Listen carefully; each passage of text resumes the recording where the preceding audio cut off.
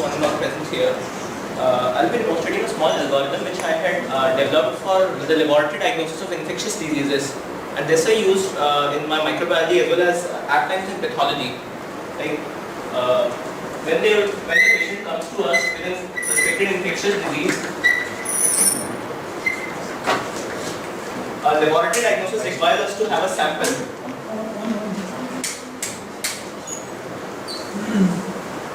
So, for laboratory diagnosis of infectious disease, we require a sample. Now, this sample can, in the beginning, be divided into two categories. Sample for demonstration of the organism or its properties. Another would be sample for demonstration of the lesion created by the organism in the body.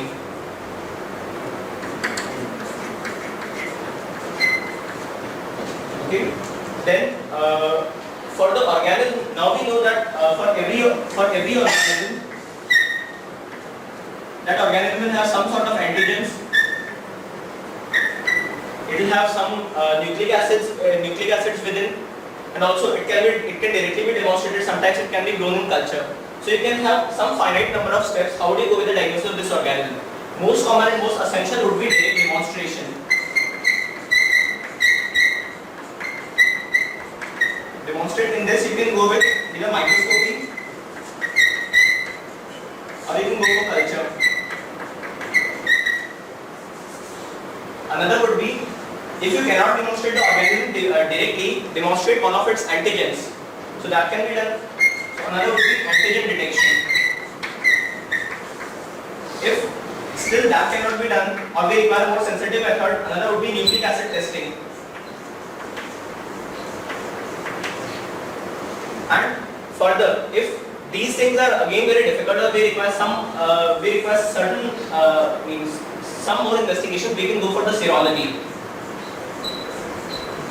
Another thing which I forgot to mention was, you can demonstrate either the organism or you can demonstrate the property of the organism. Property would include biochemical, effect on animals, and so on and so forth. These can be there. Now, it is very well known to us that for nucleic acid testing there are some 3 methods that can be used all the time. That would be either PCR or DNA probe hybridization, and so on. So I only remember that now. This is how it will proceed. Now for antigen detection, we will have ELISA, IFA, and certain 2-3 methods that are fixed.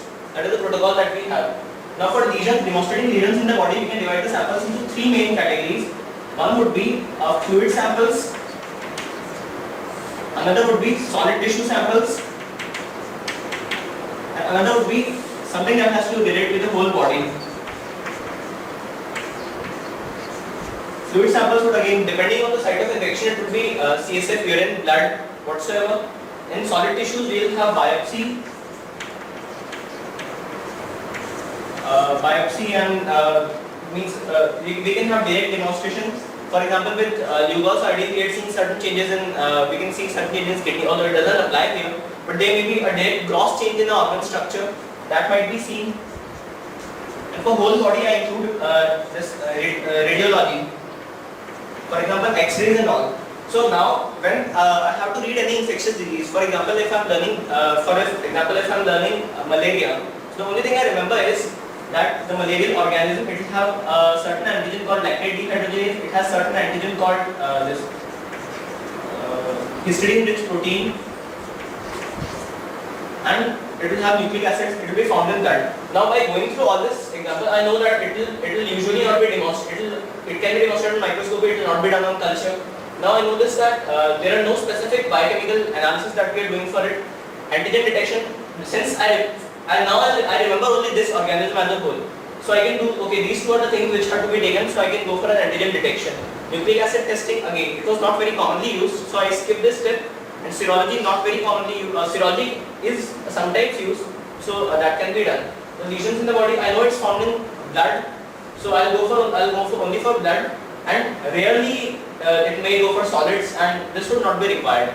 Similarly, if there is any other organism, for example diphtheria, so I remember that one of begins with diphtheria and its diphtheria toxin and its Chinese letter pattern. Now only by this small limited information about every organism, just 4 or 5 lines, I'll put it through this entire algorithm every time and I'll get what are the tests that are required.